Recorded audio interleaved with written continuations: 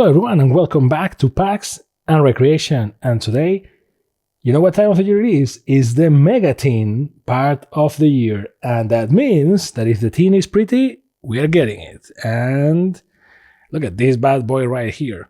So let me just remove some of the plastic that is fantastic. You can brush my hair and take me everywhere, because imagination, life is our creation or something. I don't remember the rest of the lyric, but you can already see how pretty this thing is. This is the teen for this year, or more specifically, this is the 2025 Mega Pack Teen. Celebrate the heart of the cards. So, as you know, we are no longer in the quarter century celebration. However, that hasn't stopped them from going after nostalgia, because it worked and it keeps working. Look at me doing this video. So you can see that this teen includes 3 different 2025 mega packs, each with 13 cards, 1 Starlight Rare, 1 Prismatic Secret Rare, 3 Ultra Rares, and 8 common cards. And it's another chance to get some of the most popular cards from the past year and beyond, which is always great. And total cards per teen: 3 Starlight Rares, 3 Prismatic Secret Rares, 9 Ultra Rares, and 24 common cards. English edition, and blah blah blah, Yugi, etc, etc. So this is the usual, and the teen itself, as you can see, is gorgeous, because it's basically this style of like classic playing cards that, I mean, I just love it, and they know how to hit the nostalgia. It feels like there should be some text written in here, you know what I mean? Like, it feels like something is missing here, like maybe the name of the player, like Joey Wheeler, or, you know, but maybe they didn't want to test their luck because the names change in some countries. But I don't know, it really feels like something should be written here, or maybe it was, and they felt like it was overloaded, which doesn't seem to be a problem for Yugi, so I guess they just, you know. So you have the 3 main boys right here, but then in all the surroundings you have the heroes from their past. So you have Jaden, like you have all these guys in here. You can tell that I had a lapsus with them, and some of their friends and rivals too.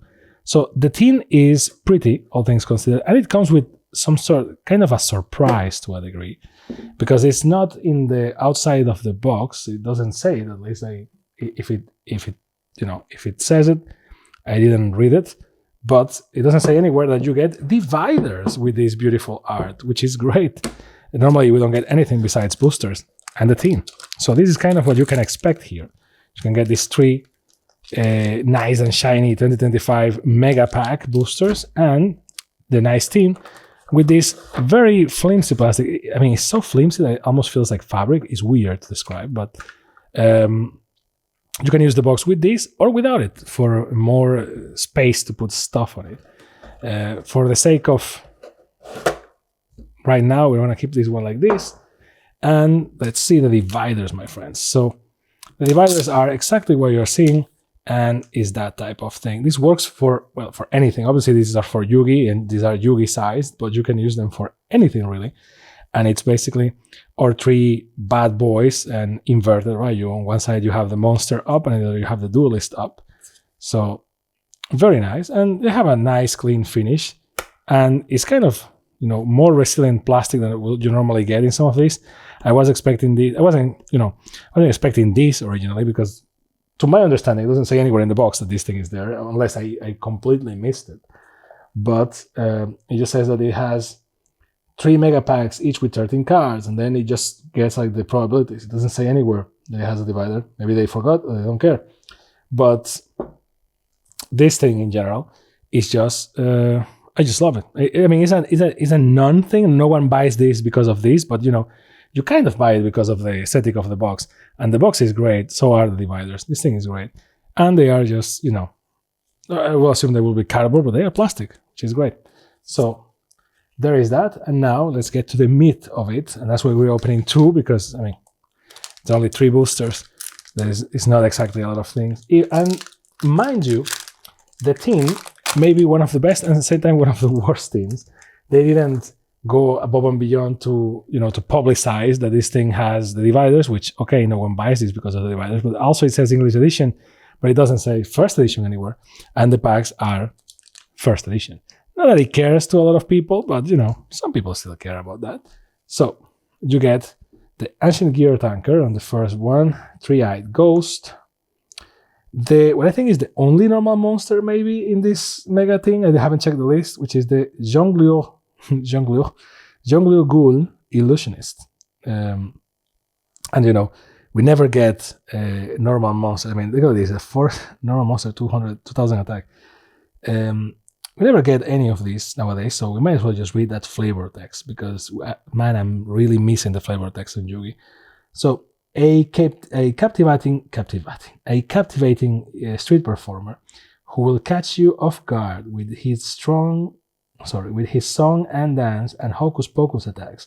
When his eyes start spinning, danger is impeding. So make a run for it. And it even has a rhyme, which is crazy. Priestess of the Ashen City. And let's start with the shiny stuff. We get Chaos Allure Queen, Access Code Talker, which is not bad.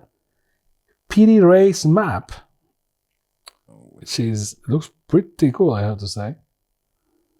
And an Ancient Gear Dark Golem. So we started with an Ancient Gear and Ancient Gear Tanker, and we have an Ancient Gear Dark Golem. Damn. Thing hits heavy. And also a Queen of the Blazing Domain, which sounds really like an Elden Ring boss or something. Not bad at all. Then Malice C, MTP-07, Assault Synchron, Gimmick Puppet Little Soldiers, which is basically the Stand Bad Company, and Guardian of the Voiceless Voice. Now, let's read the Queen of the Blazing Domain, because it looks like this is the... Well, actually, there's always a debate. I think between these two, like I guess the one that has the white-end border is the more chasing one. So that's one booster of the way. Now let's go with booster número 2.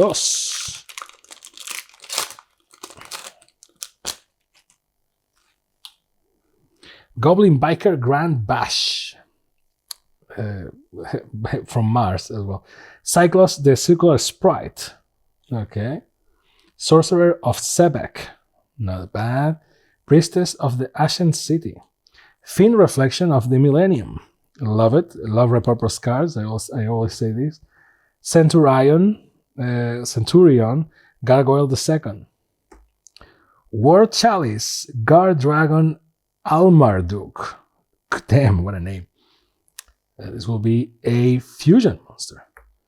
Bestial Magnum Hut. Damn. If you really want to train your tongue, just read Yugi cards like in rapid succession. Memento Clan Fusion. Then Flipping Feline. Ruby Sapphirus, the Adamant Jewel. They didn't go too crazy with this one. It's like, well, it's half red, half blue. It's like Ruby and Sapphire. So Ruby, Sapphirus, and there you go. That's it. Okay. Cool. So that will be it. Actually, Fusion. Let me just put this in proper order. Fusion monsters are there since the beginning. So they should be there. I guess we're missing ritual monsters to Synchro obviously and Pendulum, but I don't think ritual monsters are gonna be here. Neverending Nightmare Absorber and Goblin Biker Grand Crisis. See, a lot of Goblin Biker stuff. And then the last booster of the first team, which is holding Shaman of the Ashen City, Geist Grinder Golem, Golgoyle the Steel Seismic Smasher, love those names, Sinful Spoil Subdual, and then for the shiny stuff we get Ragnarika Bloom, Elemental Hero Spirit of Neos, which is great, Mimigul Maker, and DD Designator. Different dimension. I remember how hard it was as a kid to figure out like what DD was until someone told me it's like, oh, it's different dimensions. Like, ooh, okay. And a Mimigold Master. So Mimigold is one of the archetypes here. Pendulum Witch. So we get the first Pendulum card so far. Rizial Plasma Hole. If you want to read the cards, I mean, by all means, just pause the video. I can't read them all because, you know, otherwise you will be here forever being very bored by my voice. Trap Gatherer. And that will be team number 1. So now, let's move into team number 2. Let's cut this carefully because, I mean, normally if it's a cardboard box and, you know, the cardboard box you don't care about, I guess. If you scratch it, whatever. And sometimes even if you scratch it, because a lot of products that have like cardboard boxes, the cardboard is there, like it's merely a means to an end. But obviously opening a tin and scratching the tin is like you're part of the extra that you paid here was for the tin, my friends. Now more beautiful dividers and 3 boosterinos. So let's see. Booster number 1.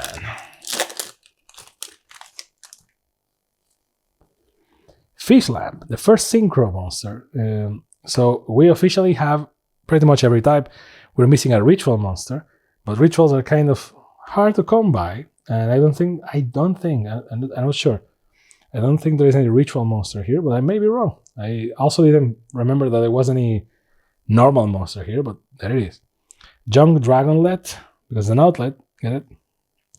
Code of Soul. Damn.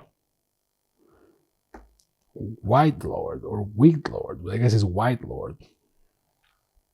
This is for where like Zombie Servant is from, right? And this is the Zombie Dog. I think it's something like that. There is a lore around these cards. Mimigold Fairy.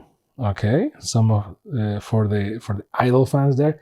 Damn, the unstoppable Exodia Incarnate. Damn, let's go. Fusion Effect. Spellcaster Fusion Effect is a $0, and it says you need 5 Forbidden One monsters. Cannot be destroyed by opponent's card effects once per turn if this card battles. Period. During damage calculation, you can make this card gain attack equal to your life points. Once per turn, when a spell, trap card, or effect is activated, quick effect, you can negate that activation. And once per turn, during the end phase, you can set 1 Exod or Obliterate a spell or trap card from your deck once per turn during your standby phase, lose 1000 life points. Damn, the unstoppable Exodia Incarnate. This thing is, it's like Exodia in Super Saiyan 3. Look at all those horns and all that stuff. Damn, sexy pool right there. Silent Swordsman 0, also sexy, but listen, nothing like Exodia. I am that man. You give me some of the oldie goodies, and I just go yikes. Curse Fire King Doom Burst, Vesper Girsu, and Malice Q Hearts Cryptor. Damn. Booster number 2. Listen, I already pulled the last time we tried to pull in the tournament pack that had Exodia on the box, and we couldn't pull any Exodia related anything. It was like, and here we are with Exodia Incarnate. I mean, life is great. So, close the circular sprite, Ragnarika, Barrier of the Voiceless Voice, nice. Dritron, Meteonis da Draconids, sorry. Dritron or Drytron. Drytron Meteonis da Draconids or da Draconids. I don't know how to read this. It is what it is. Oh, it's a ritual monster. See? Well, we got all of them, guys. Let's go. Last time I opened mega packs, I was like, well, I guess we have all of them, but I forgot about ritual and normal monsters. And here we have the family together, which is kind of weird to get all the types of cards, but it is what it is. Supreme King Z Arc Synchro Universe, which is from the new Pokemon game. I know it's not, but this is Synchro and Pendulum. I guess it goes to Pendulum.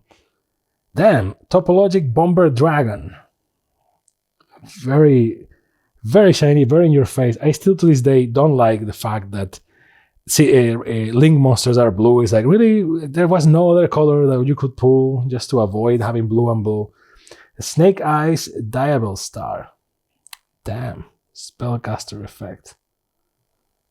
Assault Synchron. Centurion or Centurion Chimeria. Token support, which is great. And Meteora Drytron.